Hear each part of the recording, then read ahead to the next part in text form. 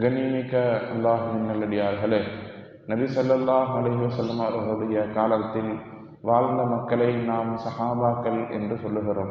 பொதுவாக சஹாபாக்களுடைய பல்வேறு வரலாறுகளை நாம் தெரிந்து வைத்திருக்கிறோம். ஆனால் அடிப்படையில் யாரை இஸ்லாம் சஹாபாக்கள் என்று வரையறை செய்கிறது என்கிற அடிப்படையான அம்சத்தை பெரும்பான்மையான மக்கள் தெரிந்து வைத்திருப்பதில்லை என்றுதான் நாம் நினைக்க வேண்டும். நம்மள்கிட்ட ஒருவர் கேட்கிறார், நபி என்றால் யார் என்று கேட்கும் பொழுது நம்ம ரொம்ப லேசாகவே சொல்லிவிட முடியும். முஹம்மது ஸல்லல்லாஹு அலைஹி வஸல்லம் அவர்கள் அல்லாஹ்வுடைய தூதராக, நபியாக, ரசூலாக இருக்கிறார். அவரை நாங்கள் ஈமான் கொண்டிருக்கிறோம்.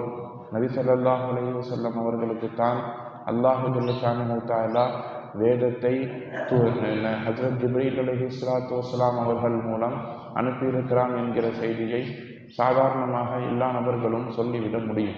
ஆனால் நம்மிடத்தில் ஒருவர் கேட்கிறார், சஹாபாக்கள் என்றால் யார் என்று கேட்கின்ற பொழுது நாம் என்ன பதில் சொல்லுவோம், எதை விளங்கி வைத்திருக்கிறோம் என்று பார்த்தால், பெரும்பாலும் மக்கள் விளங்கியிருக்க செய்தி என்னன்னா, ரசூலுல்லாஹுடைய காலத்தில் வாழ்ந்தவர்களை நாம் சஹாபாக்கள் என்று சொல்லுவோம்னு சொல்லுவாங்க. சஹாபாக்கள்னா யார்? ரசூலுல்லாஹுடைய காலத்தில் வாழ்ந்தவங்க, அபூபக்கர் சித்திக் ரலியல்லாஹு, உமர் ரலியல்லாஹு, இவங்கெல்லாம் சஹாபாக்கள். இந்த மாதிரி 1,24,000 மக்கள் சஹாபாக்களாக வாழ்ந்திருக்கிறார்கள் என்று பொதுவாக நாம் ஒரு கருத்தை வைத்திருக்கிறோம். ஆனால் அடிப்படையில் நாம் யோசித்து பார்க்க வேண்டும். அபூஜஹல் மார்க்கத்தினுடைய பெரிய எதிரி. நபி ஸல்லல்லாஹு அலைஹி வஸல்லம் காலத்தில் தான் வாழ்ந்தார். ஆனால் ரசூலுல்லாஹுடைய காலத்தில் வாழ்ந்தாருங்கிறதுக்காக அவரை சஹாபின்னு சொல்லிட முடியாது. இன்னும் ஒரு சிலர் இருக்கிறார்கள். அப்படியானால் நாம் இப்படி வைத்துக் கொள்ளலாம் என்று நாம் இன்னொரு யோசனைக்கு வருவோம். என்ன, ரசூலுல்லாஹுடைய காலத்தில் காஃபிராக வாழாமல் முஸ்லீமாக வாழ்ந்தவர்னு சொல்லலாமான்னு கேட்டால் அதையும் ஒரு சில நேரத்தில் நாம் சொல்ல முடியாது. என்ன காரணம்? வெளிரங்கத்தில் முஸ்லீமை போன்ற அமைப்போடு ஒரு சிலர் வாழ்ந்தார்கள். அவர்களுக்கு முனாஃபிக் என்று பெயர் சொல்லப்படும். அவங்க வெளியே பார்த்தா முஸ்லீமாக இருப்பாங்க, தொழுவாங்க, நோன்பு வைப்பாங்க, எல்லாம் செய்வாங்க. ஆனால் உள்ளத்தளவில் அவர்கள் முஸ்லீமாக இருக்க மாட்டார்கள். ஒரு சிலரை முனாஃபிக் என்று மக்கள் எல்லோரும் தெரிந்து வைத்திருப்பார்கள். அப்படியானால் யாரைத்தான் நாம் சஹாபாக்கள் என்று சொல்லுவதுன்னு கேட்டால், சஹாபாக்கள் என்பதற்கு அடிப்படை என்னன்னு சொல்லி சொன்னால், ஒருவரிடத்தில் ஈமானும் நபி ஸல்லல்லாஹு அலைஹி வஸல்லம் அவர்களுடைய சந்திப்பும் ஒரு சேர இருக்க வேண்டும். அவர்கள் தான் சஹாபாக்கள்னு சொல்லுவோம். நபியை பார்த்தோ அல்லது வேறு நபர்கள் மூலமாகவோ அவர் முஸ்லீமாக இருக்க வேண்டும். ரசூலுல்லாஹ்ட்ட தான் முஸ்லீமாகணும்னு அவசியம் இல்லை. நபியை பற்றி கேள்விப்பட்டு தனிப்பட்ட முறையில் அவர் கலிமா சொல்லி முஸ்லீமாக இருக்கலாம். ஆனால் நபி ஸல்லல்லாஹு அலைஹி வஸல்லம் அவர்களை அவர் நேரடியாக பார்த்திருக்க வேண்டும். அவர்கிட்ட ஈமானும் இருக்கணும், ரசூலுல்லாஹுடைய சந்திப்பும் இருக்கணும். இரண்டும் இருந்தால்தான் ஒருவரை நாம் சஹாபிகள் என்று நாம் சொல்லுவோம். குர்ஆனில் நிறைய இடங்களில் சஹாபாக்களை 2 விதமாக அல்லாஹு ஜல்ல ஷானஹு தஆலா பேசியிருப்பான். சஹாபாக்கள் 2 வகைப்படுவார்கள்.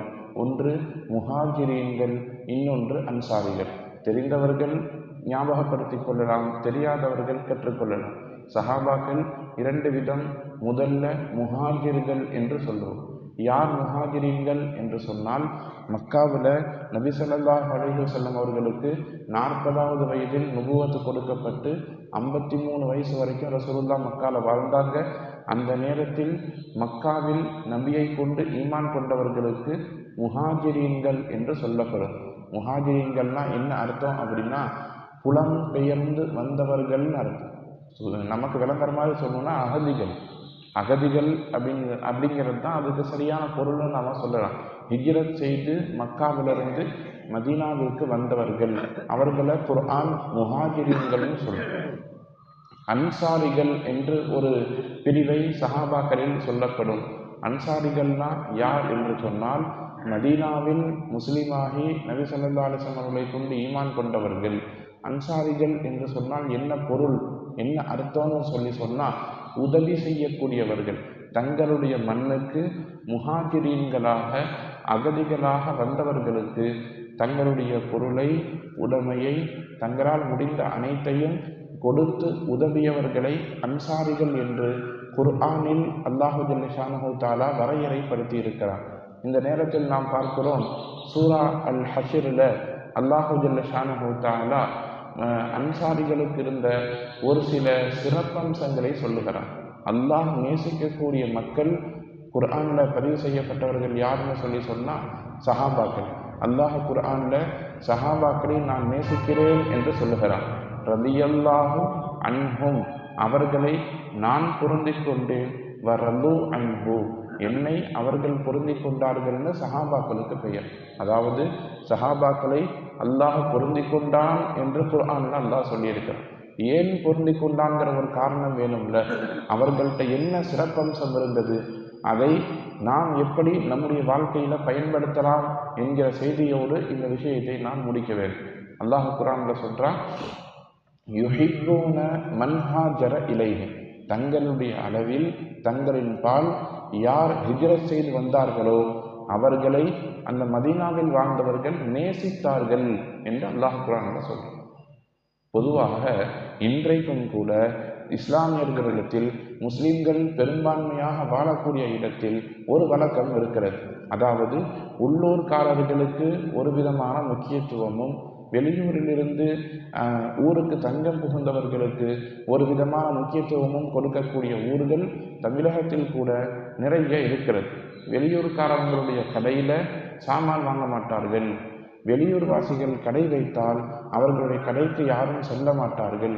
இன்னும் ஒருபடி மேலே போய் சொல்லணும்னு சொன்னால், உள்ளூர் வாசிகள் ஒரு புறம் அடக்கம் செய்யப்படுவார்கள் கபிரிஸ்தானில், வெளியூர்காரங்களுக்கு வேறு ஒரு இடத்தில் அடக்கம் செய்வதற்கான இடம் கொடுக்கப்படும். இந்த மாதிரி உள்ளூர் வெளியூர் என்று பார்க்கக்கூடிய வழக்கம் நிறைய இடங்களில் நம்மை சுற்றி இருக்கிறது. இந்த நேரத்தில் அன்சாரிகள் வெளியூர்லேருந்து வந்தவங்களை எப்படி பார்த்தார்கள் என்று பார்க்கும் பொழுது அல்லாஹ் குர்ஆனில் சொல்கிறான், யுஹிப்பூன, அவர்கள் நேசம் கொண்டார்கள், பிரியப்பட்டார்கள். வெளியூர் வாசிகள், நீ எல்லாம் வெளியூர்லேருந்து பஞ்சம் முளைக்க வந்தவன் தானே என்கிற பார்வையோடு பார்க்காமல் அவர்கள் வெளியூரிலிருந்து வந்தவர்களை நேசித்தார்கள். ஈமான் என்கிற ஒரே சொல்லுக்காக வேண்டும். எதற்கு?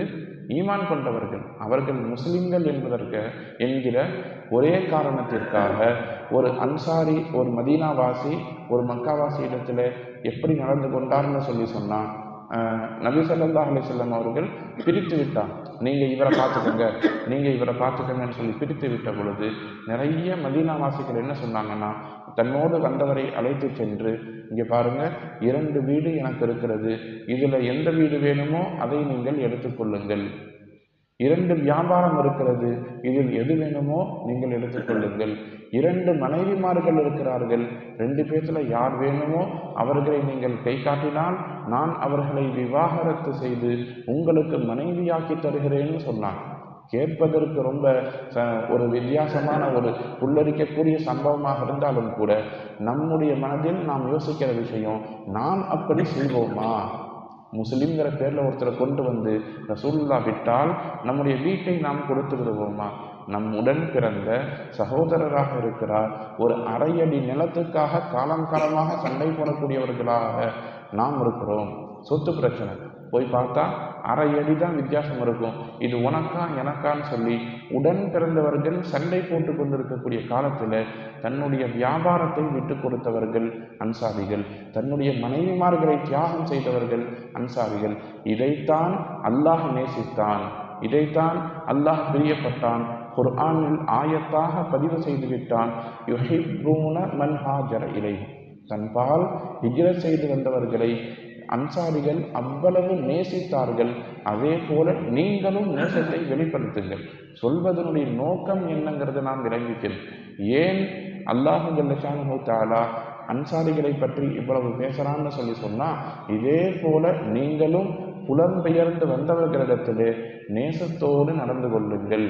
ஹஸரத் அப்துல்லாஹ் இப்னு மஸ்ஊத் ரலியல்லாஹு சஹாபாக்கள் என்றால் யார் என்கிறதற்கு ஒரு அழகான விளக்கம் சொல்லுவார்கள்.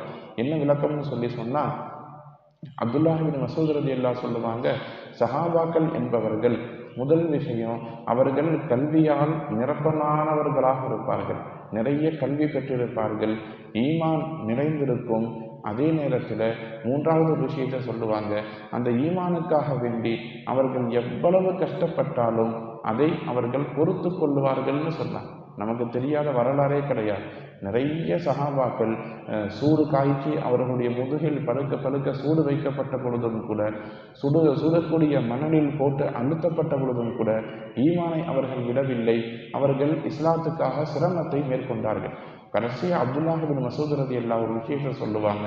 சஹாபாக்கள் யார் தெரியுமா? அல்லாஹு ஜல்ல ஷானஹு தஆலா தன்னுடைய ஹபீபாகிய நபி ஸல்லல்லாஹு அலைஹி வஸல்லம் அவர்களோடு தோழமை கொள்ளுவதற்கு அவர்களை தேர்ந்தெடுத்திருக்கிறான்னு சொன்னாங்க. எல்லாத்துக்குமே ரசூலுல்லாஹை கொண்டு ஈமான் கொள்ளக்கூடிய பாக்கியம் கிடைக்கல. இறைவனால் தேர்ந்தெடுக்கப்பட்டவர்கள் சஹாபாக்கள்.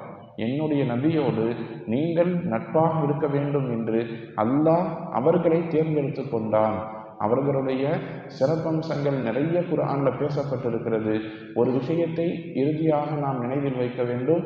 யுஹிப்பூன மன் ஹாஜர இலைஹிம், தன்பால் புலம்பெயர்ந்து வந்தவர்களை சஹாபாக்கள் அளவு கடந்து நேசித்தார்கள். அதில் குறைந்தபட்சமான ஒரு முஹப்பத்தை நாம் வெளிப்படுத்த வேண்டும். பகைமையை விட்டொழித்து விட்டு தன்னை சுற்றி இருக்கவர்களிடத்திலே நேசம் பாராட்ட வேண்டும், தோழமையோடு நடந்து கொள்ள வேண்டும் என்பதுதான் சஹாபாக்களுடைய வாழ்வில் நாம் எடுத்துக்கொள்ளக்கூடிய பல்வேறு படிப்பினைகளில் அடிப்படையான ஒரு படிப்பினையாக இருக்கிறது. எல்லாம் வல்ல ரப்புல் ஆலமீன் அல்லாஹு ஜல்ல ஷானஹு தஆலா வாழக்கூடிய காலகட்டத்தில் நம்மை சுற்றி வாழக்கூடிய மக்களிடத்தில் அளவு கடந்து நட்பை பாராட்டக்கூடிய நல்ல மக்களாக நம் அனைவரையும் ஆக்கி நல்லருள் புரிவானாக. வாஹிரு தஅவானா அனில் ஹம்துலில்லாஹி ரப்பில் ஆலமீன்.